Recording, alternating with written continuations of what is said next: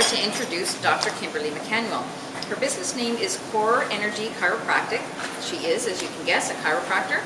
She's been in business for 9 years. Previous types of jobs: Live-In Mother's Helper, Famous Players Theatre, and Canadian Tire she's worked at as well. Recently married. Her spouse is Rob. And if anybody remembers those beautiful wedding pictures, you were absolutely stunning. Thank you. And children, I like this answer, not yet. Animals, a miniature schnauzer named Brody and 2 African water frogs named Dak and Teeny, Dak? for Daiquiri and Martini. Hobbies are Muay Thai, kickboxing, archery, cottaging, and reading. And she is an avid queen of workout. You definitely like to work out. Other interests are travel, hiking, Geocaching. Geocaching. Okay, somebody needs to tell me what that is. Geocaching is a very nerdy thing, but it's a lot of fun. You're given GPS coordinates, and you want to go find this location. There's nothing spectacular about the actual thing you find. Basically, they hide little boxes somewhere that you can sign in, but they're usually hidden in very interesting areas. So they'll hide them by waterfalls, or they'll hide them by like an old mill that's hidden in the woods or something like that. So it kind of takes you off the beaten path to see the more interesting things that you would normally miss. ATVing is another hobby, and helping her sister plan her wedding. Her burning desire is get Duke, the stuffed bear hanging on my living room wall, out of the house. Is that correct? That is correct. And if she wasn't doing what she's doing now, she'd be an event planner. I've been having a blast organizing my Halloween party, she says, and I know Kim loves Halloween.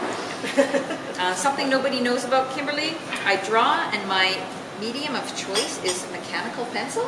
Yes. Interesting. People hate it. Artists hate it. They keep trying to replace my pencils, but I'm definitely one who always uses a mechanical pencil. And it's not like, it doesn't come out bad. Like, I'll show you, I started one for Halloween. See? But it's a mechanical pencil. That's right? amazing. Not proper pencil. What's a mechanical pencil? The little click, push click, click, ones. click. Those ones, I like Yeah. those pencils. Sorry, but I don't use Made that with that? That's Yeah. amazing. I don't use it proper. Yeah. That's amazing. That's Yeah. phenomenal. Things we didn't know. See, there you go. Something new they did not know. Cool. Get Raoul to put it So on the Dr. wall in Kim. here. Maybe somebody will buy it. There we go.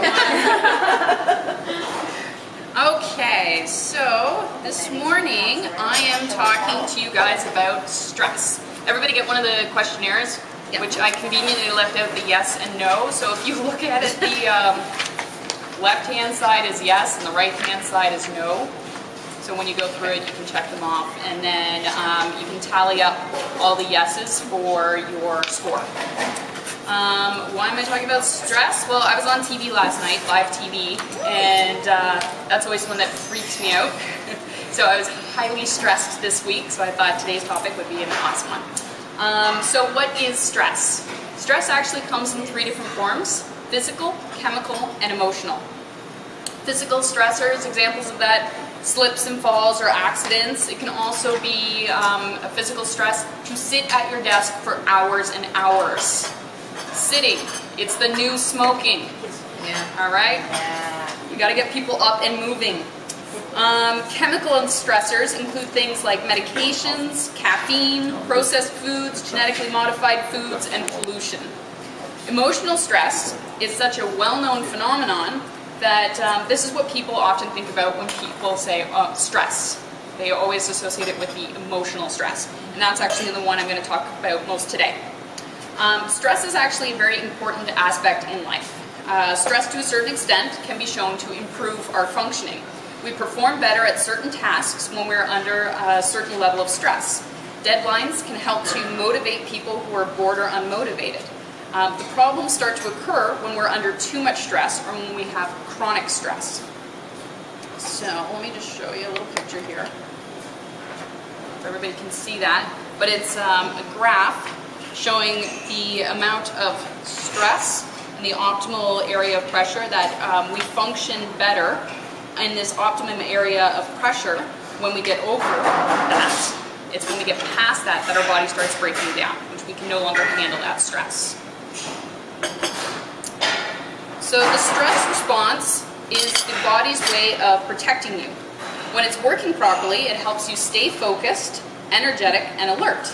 In emergency situations, stress can save your life, giving you the extra strength to defend yourself, for example, or spurring you to slam on the brakes to avoid an accident.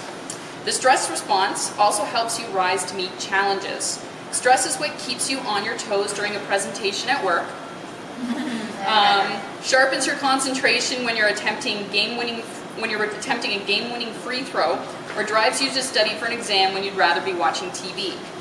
But beyond a certain point, stress stops being helpful and starts causing major damage to your health, your mood, your productivity, and your relationships, and your quality of life. In addition to that, question, can stress make us fat? Yes. Yes. And not just because a large number of people turn to comfort foods during stressful periods in their lives. Stress causes the body to release a hormone called cortisol. Cortisol is important for the maintenance of blood pressure as well as the provision of energy for the body. Cortisol stimulates fat and carbohydrate metabolism for fast energy and stimulates insulin release and maintenance of blood sugar levels. The end result of these actions can be an increase in appetite. Some studies have shown that stress and elevated cortisol tend to cause fat deposits in the abdominal area rather than in the hips.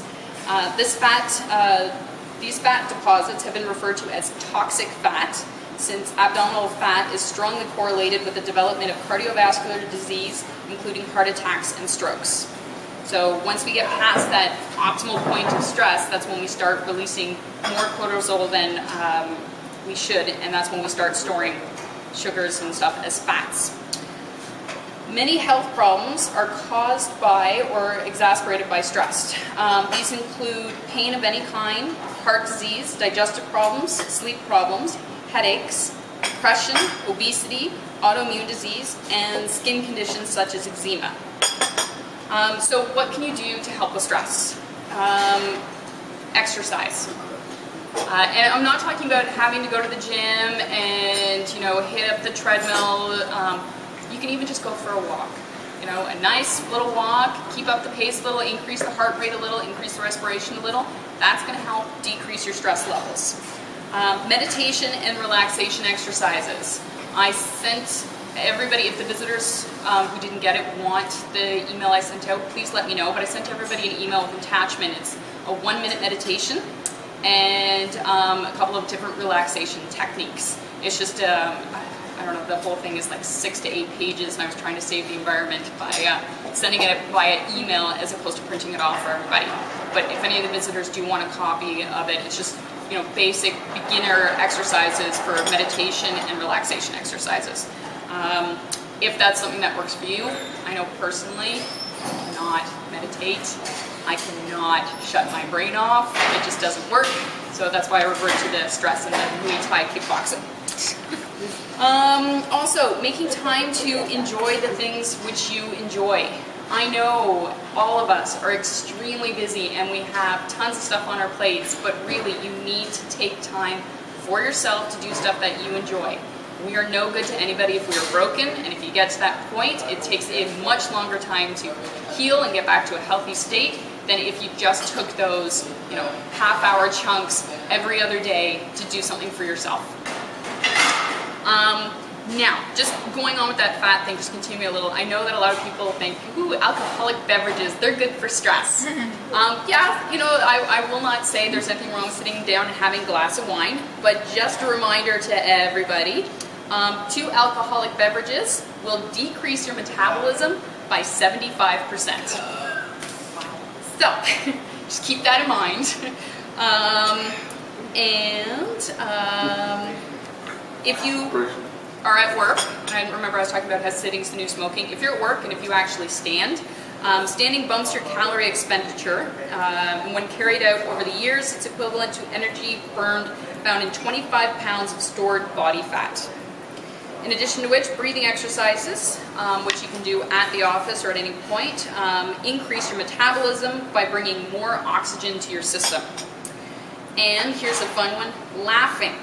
If you laugh 100 times, the energy expended is the equivalent to 10 minutes on a rowing bike or 15 minutes on an exercise bike. Wow. Okay, just laugh 100 times a day, all right?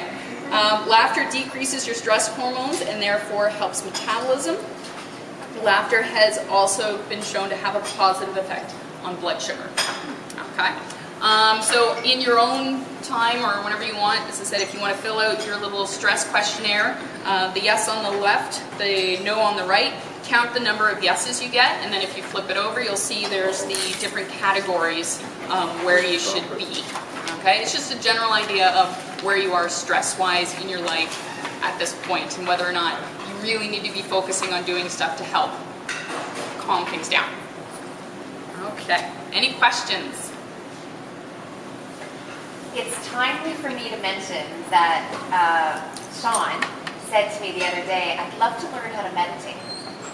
Well, there we go. You know, just kind of stuff going on with work and stress and so forth. So, how do you learn to do that? I see that you do. I quickly opened it just now and sent it to him, but I see that you say, you know, step by step. Yep. But you yourself have said, I can't turn it off, and I think a lot of us probably relate to that. So, how do you get there?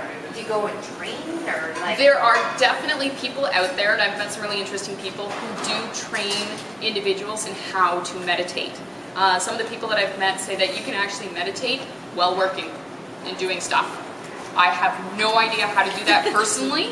I take yoga classes on occasion, and you're supposed to. They will teach you how to breathe and focus on your breathing, so that you can. Because if you're actually focused on your breathing, you kind of, your brain is preoccupied with focusing on your breathing. But I find that hard even there. Like I'm I'll with be you. like, what am I making for dinner? I sit there and go, okay, so right now I'm not supposed to be thinking about anything. How do you not think about anything? Like, is everybody really not thinking about anything? Yeah. I think we're seriously thinking about things. I think it's that whole like pink elephant. You say pink elephant, what are you gonna do? You're gonna think pink elephant. Same as you think I'm not thinking, and then you think you're not thinking. That's me. Well, we just understood. Why is there? This is why I, take out the gloves and pads and deal with my stress that way. Yeah. Right? For me, I need to refocus my thinking. Yeah. That's my better way of doing it, and I can't refocus to like a nice quiet area, but some people are really great at it, and as I said, like this meditation thing I sent out is just a basic beginner, 1 minute, just how to start kind of shutting your brain down. Morning, Jason. Any other questions? Everybody knows all they need to know about stress relief? We're all good? That's great. Awesome. Okay. I like this questionnaire. That was very good. It's stolen from Mind and Body Center, but it's a basic general questionnaire. And now that I know you count all the yeses and look on the back, I might have to redo that because I maybe need a few more yeses. I wasn't quite as honest as I should. Yes. Be honest with yourselves. Be honest, be honest. Okay. Perfect.